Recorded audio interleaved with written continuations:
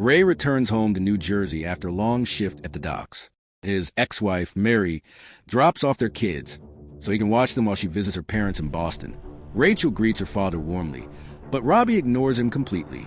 Later, the news reports strange events in Ukraine, followed by a powerful earthquake. Ray tries to bond with Robbie by playing baseball outside, but the boy refuses to call him Dad and complains about being there. Frustrated, Ray hurls the ball through a window. Robbie storms off to his room. Rachel offers her father advice, but he brushes her off and takes a nap instead. Hours later, Ray wakes to find Rachel has ordered food. He eats it without thinking and calls for Robbie. Ray rushes outside to check the garage, only to find neighbors staring at the sky. He looks up and sees a massive, dark storm cloud looming overhead. The wind picks up violently, pulling toward the storm, an unnatural sight. They hurry back inside just as lightning begins striking the same spots repeatedly. Fear sets in, and they take cover under the table. When the storm finally passes, Ray checks the house. The power is out, but even devices that don't rely on electricity, like the landline phone and his watch, are dead. He runs outside and finds all the cars disabled. Nearby, Robbie wanders back, dazed. Ray orders him inside to stay with Rachel. Down the street, a crowd gathers around a massive hole left by the storm. Ray picks up a piece of rubble. It's ice cold. Then, a deep rumbling shakes the ground. Cracks split the street, tearing apart buildings and swallowing cars. The road itself twists before collapsing into a gaping pit. A car is suddenly hurled back out.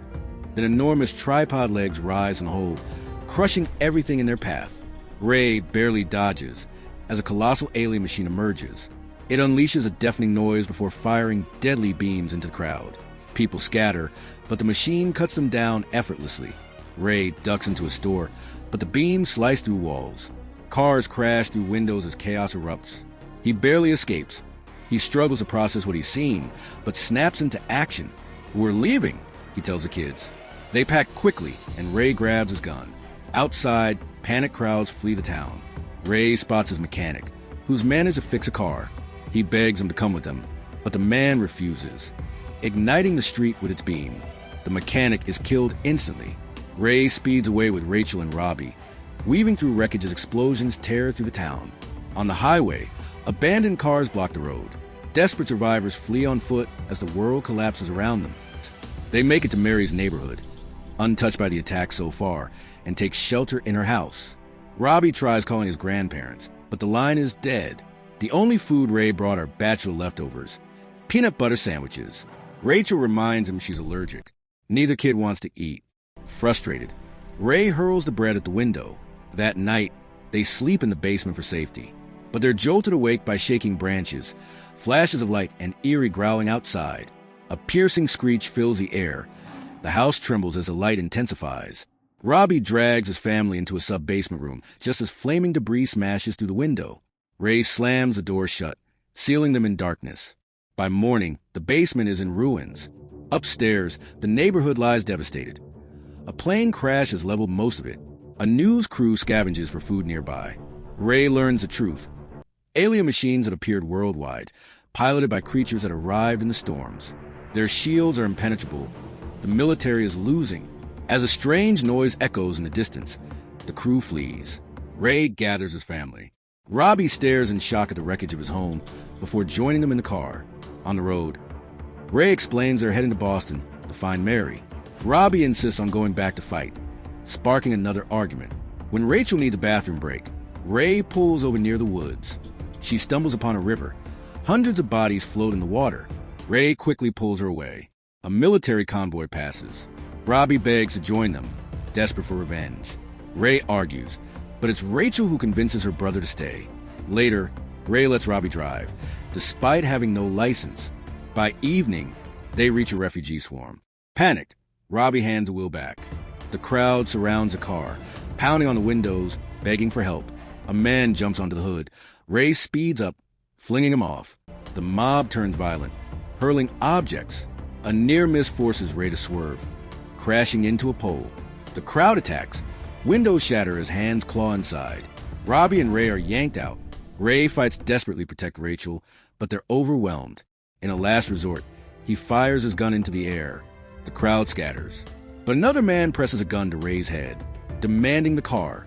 Helpless, Ray watches as the thief drives off. They join the flood of refugees crossing a bridge on foot. Missing person signs line the streets.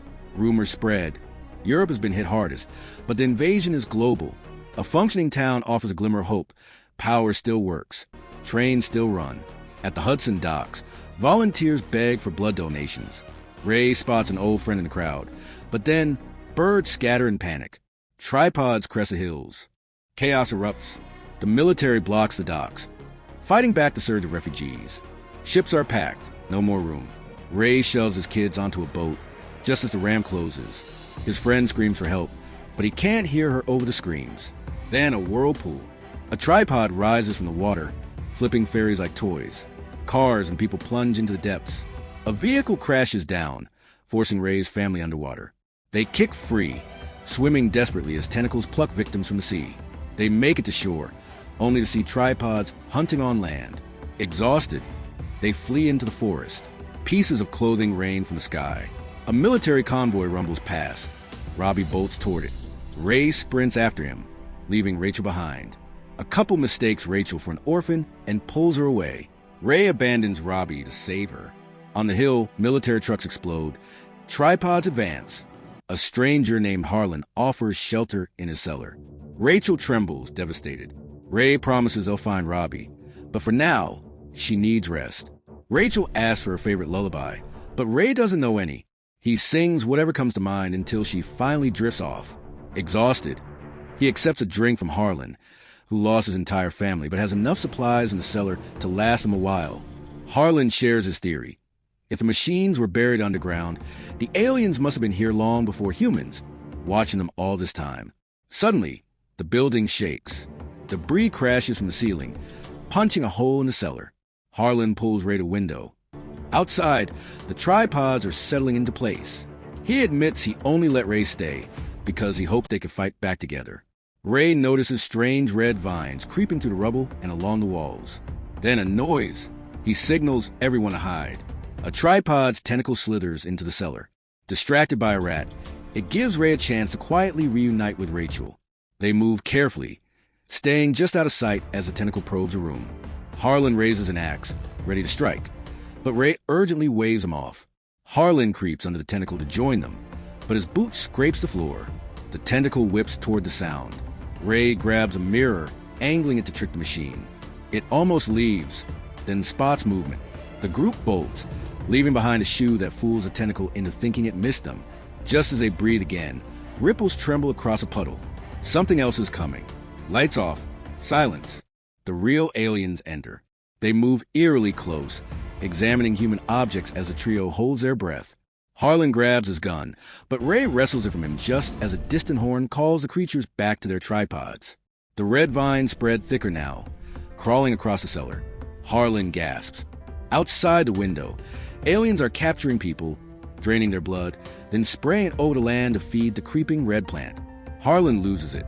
He attacks the floor with a shovel, screaming, "Not my blood." He swings at Ray when he tries to stop him. Ray blindfolds Rachel. "Sing," he whispers. "Cover your ears." As her voice fills the cellar, Ray moves fast. Harlan goes down. Exhausted, Ray holds Rachel as they sleep, but a screech jolts him awake. The tentacle is back. Rachel screams. Ray hacks at it with the axe until it snaps and retreats. Rachel runs upstairs, still shrieking. Ray chases after her and freezes at the door. The yard is a nightmare. Vines, blood, everywhere.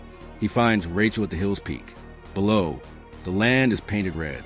Then, a tripod crashes behind them. Ray sprints, diving into a truck, but metal claws rip it apart. Just as the machine reaches for him, Rachel's scream distracts it. It snatches her and stomps away.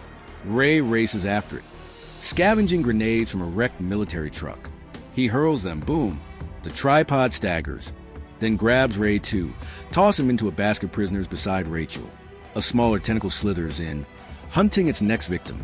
Ray shoves Rachel aside, and it takes him instead. The crowd grabs his arms, pulling him back as he kicks free. The grenades detonate inside the machine. The tripod shudders, then explodes in a rain of blood and metal. The baskets crash into the vines below, but everyone survives. Dawn breaks. Ray and Rachel reach the city, where birds peck at the now white, dying vines. A soldier explains they didn't defeat the tripods. The machines just stopped. Another tripod lurches into view, barely moving. Birds land on it. The shield's down. Ray yells. Gunfire erupts. The tripod collapses, its alien pilot crawling out only to die instantly. At last, they find Mary and Robbie at her parents' house. Relief. Later, scientists make sense of it. The aliens were killed by the simplest thing of all, Earth's bacteria.